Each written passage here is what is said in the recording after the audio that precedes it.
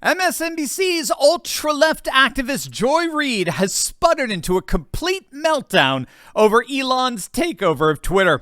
We're going to have some fun analyzing the way she actually refutes her own argument in the midst of her hysterics. And make sure to stick with me to the very end of this video when I'll reveal how Joy has some skeletons in her own closet she may want to take care of first before pointing the finger at anyone else. You are not going to want to miss this. How Americans view Twitter differs based on their political affiliation.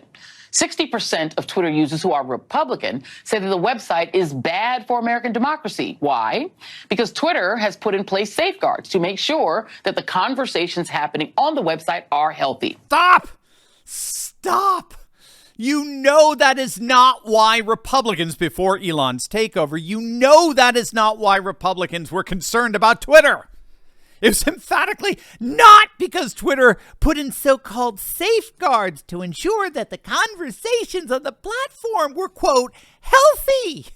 We all know damn well, especially Joy Reid, what those so-called safeguards were. They were ideological enforcement. Speak and say and affirm what we woke leftists approve of or else.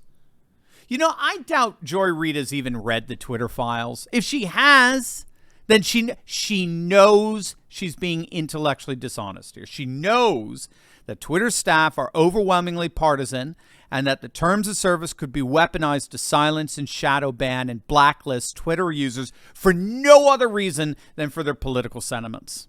I'm just going to assume that we're dealing with willful ignorance at this point, that she can look into the camera and make such an absurd statement in the shadow of the Twitter file, Bombshells, is the epitome of fake news.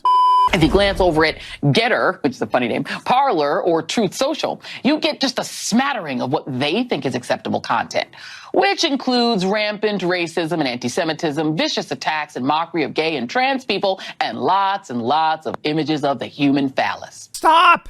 Again, stop. This is so ridiculously evasive and deflective. Joy, I'll see your hand and raise you 20. I'll grant you everything you just said on those alt media sites. What the hell does that have anything to do with the fact that Twitter shadow banned and blacklisted conservative accounts, deliberately suppressed the Hunter Biden laptop story in collusion with the FBI, and permanently suspended President Trump while openly admitting he broke no TOS policies?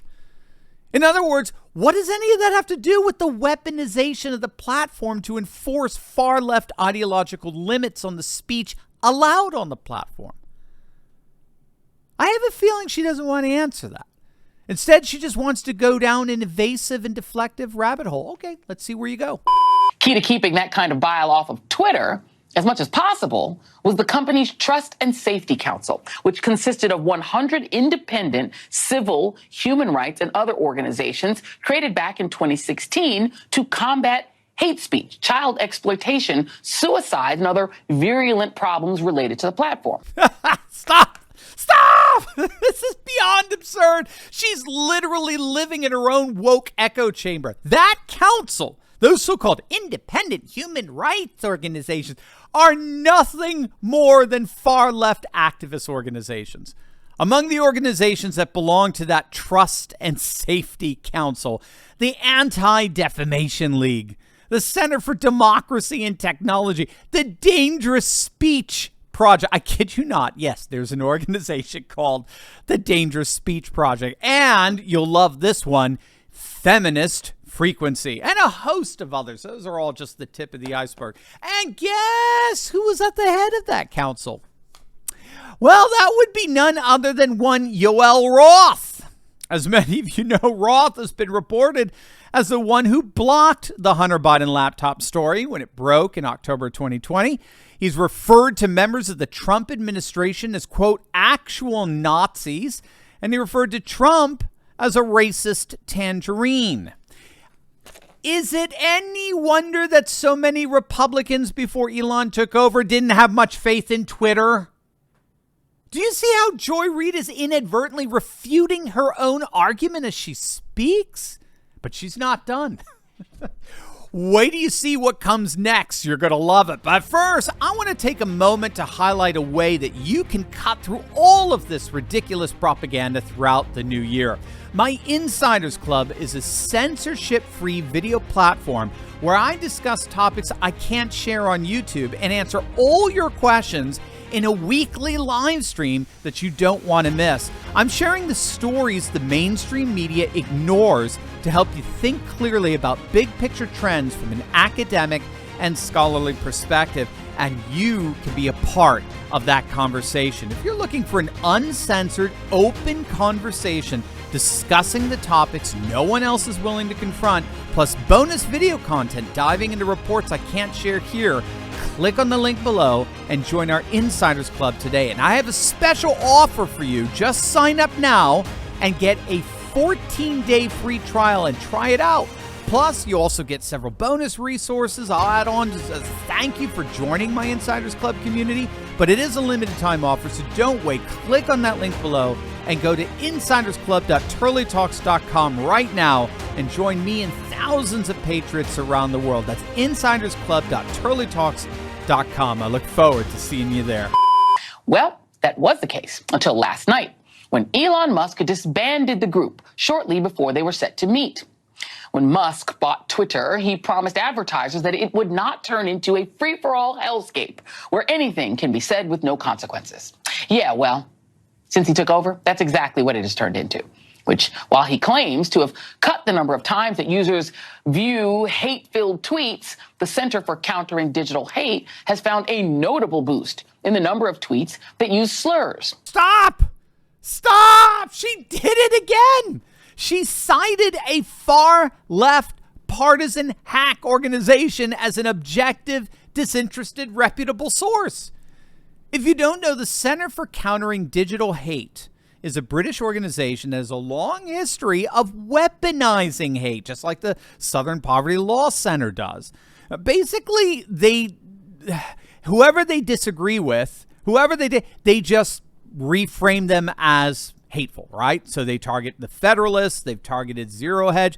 These guys, from what I've read, they live and breathe to crush any and all dissent from woke norms. And yet Reid cites them as if they're an unadulterated source of reliable information. Again, fake news. Musk promised that hate speech would be max deboosted, except, according to the Center for Countering Digital Hate, that has not happened. High-profile, high-reach tweeters who just so happen to share conservative political perspectives have had wide leeway to promote hatred toward LGBTQ plus people. In fact, some of their tweets were viewed millions of times. This is the new old normal for Twitter, because the goal, apparently, is to get back to the days when Twitter was the Wild West of anti-Semitism, homophobia, transphobia, racism, and disinformation. This free flow of unbridled hate speech is now the premier location for radicalizing millions of people across the globe and either ritually abusing or chasing away those they disagree with. You know, this really does take the cake. And I got to tell you, I feel sorry for someone like this. Do we really need to go back to the whole controversy that swirled around Joy Reid when it was discovered she herself made numerous homophobic comments on her blog several years back? In fact, when they first came back to haunt her, these comments, she lied about them. Reid actually lied about the comments, saying that her blog site was hacked. She pulled a wiener. She pulled an Anthony Weiner. That wasn't me. Somebody's hacking me, man. I never did that. But she ended up having to apologize anyway because, of course, she couldn't prove it. I mean, and then she's got the gall.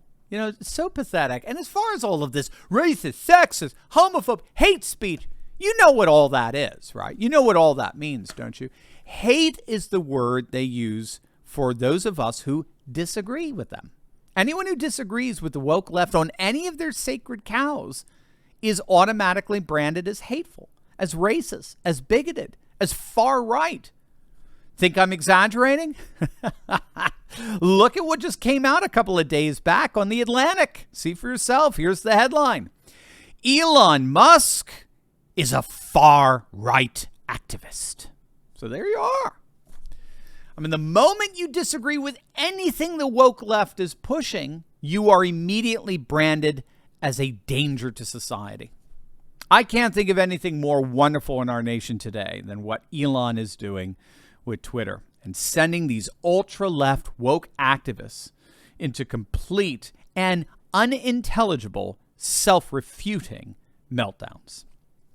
As always, make sure to smack that bell and subscribe button. You will definitely want to check out my latest video on Kari Lake, unleashing an election bombshell. You're not going to want to miss it, so make sure to click on that link, and I'll see you over there. God bless.